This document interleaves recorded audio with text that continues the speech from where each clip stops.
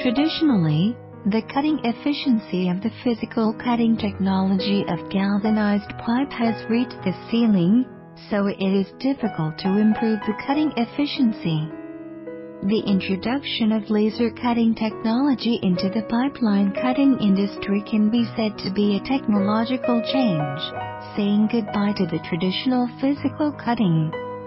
Laser tube cutting technology has the characteristics of high automation, high efficiency and high precision. It can work continuously for a long time and is very suitable for mass production. In terms of efficiency, the original galvanized pipe was cut into many small pipes, and it took about 15 seconds for the sub-blade to cut a section. Now the laser cutting is completed in less than 2 seconds, and the efficiency is improved by nearly 10 times. The traditional sub-blade is cut about 1,000 times each time. The sub-blade is seriously worn and needs to be replaced. The cost per time is hundreds of yuan.